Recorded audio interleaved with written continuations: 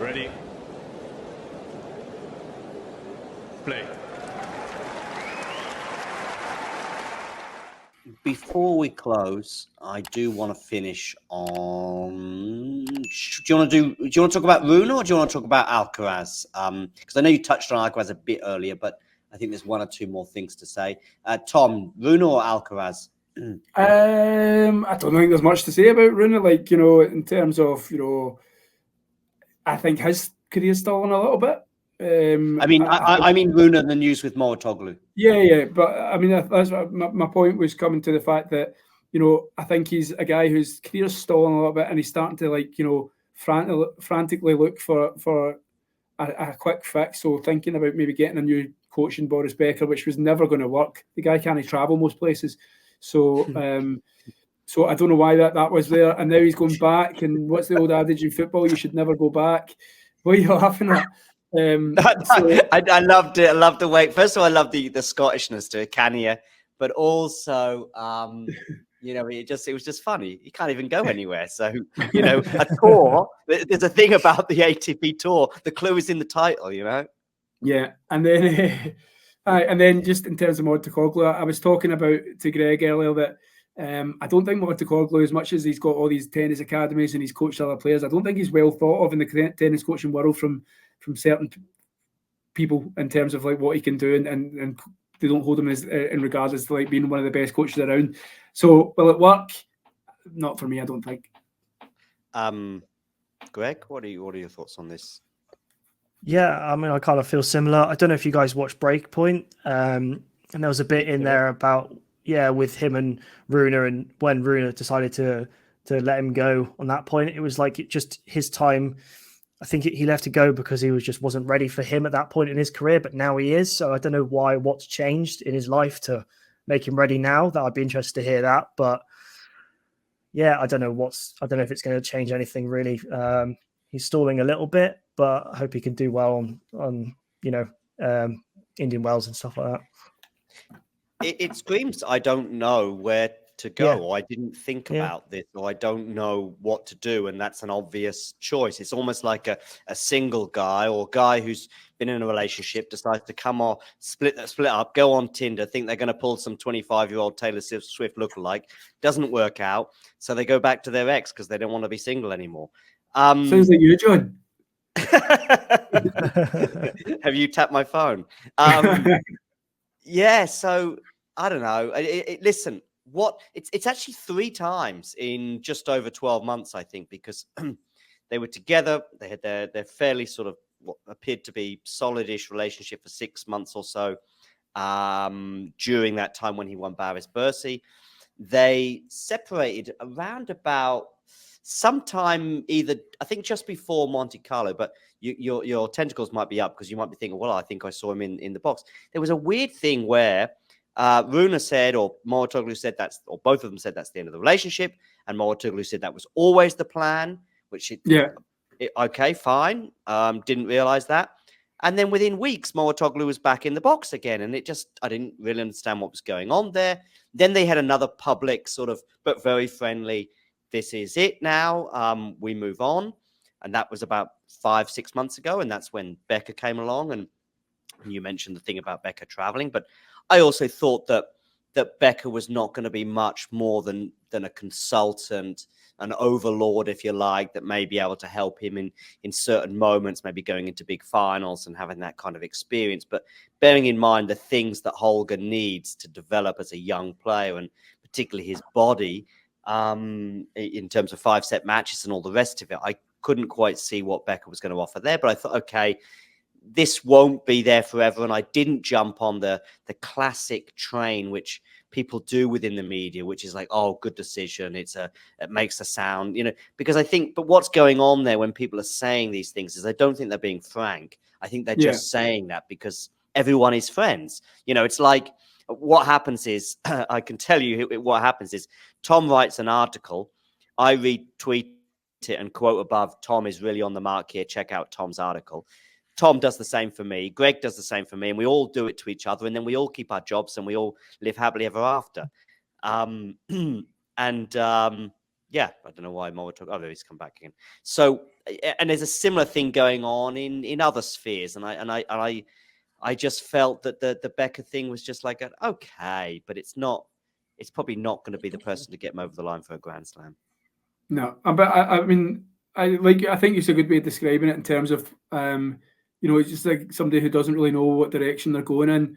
That's what I mean by his career stalled a bit. I remember, the 2022 Paris win and thinking this guy's going to have a big, 2023. And, he had a fairly decent first 4 or 5 months. I think he win in it wasn't Monte Carlo. He lost to Rublev in Monte Carlo, but yeah, I mean, he was playing well in the clay. Unlucky in Australia. Losing to Rublev, I think it was, with the net cord, Rune. But then, from then on in, a decent run in Wimbledon, and then obviously he just tanked. There was the whole US Open fiasco about him and his court placings and stuff like that.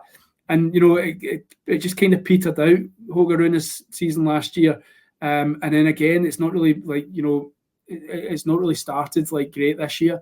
And so I'm starting to actually worry about Holger Rune and will he maybe fade away into the background, in terms of, I don't want to say, but there was always big things about Dimitrov. Now Dimitrov's had a resurgence recently, but he never really hit the heights as he was getting talked about and baby fed and all that. And I just fear that Holger Rune, I know he's very young, so I'm maybe being a bit kind of preemptive with this, but I just worry for Holger Rune. I think he needs a couple of tournament wins and he needs to get a settled box. I don't know. I don't agree with the mums thing, but I know that they're obviously very close. But I think that maybe look at Tsitsipas and his past, and sometimes you think just get the family away from the box and maybe try and go down a different direction or something. The thing is, there was, for whatever reason, both parties felt that they were not right for each other to go forward 12 months ago. They both felt they were not right for each other 6 months ago. So why are they both right for each other now? Because he didn't know where else to go. Exactly, of course. The other thing is, and both of you as football fans, right now, I would be, if I was Holger's mother or some people around him, whatever, I would be going, okay, listen, let's get this short-term appointment in. Mouratoglou will be very happy sitting in the box, especially if Holger wins Monte Carlo, for example, which he can do because he's so incredibly talented, and that will be seen as a Mouratoglou win, no doubt.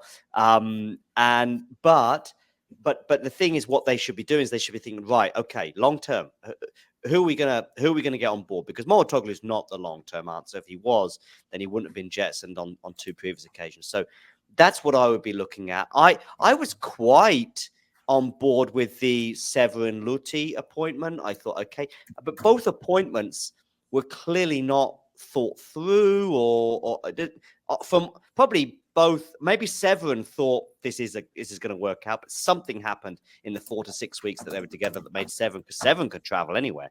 So he decided, listen, there's some things going on here that I don't think are good for me, and because we saw that picture of them all sat together with Boris 4 to 6 weeks ago, and yeah. Anyway, I mean, listen, there's so much talent there, though, Tom, that I do think that he'll win titles and maybe. Do you know what? I mean, I think that I was thinking about. I don't know if you ever remember. Did you listen to it last year when your man from IMG, Max Eisenbud, and he spoke to the tennis podcast and he was telling them about the inner workings of being a tennis agent. Okay.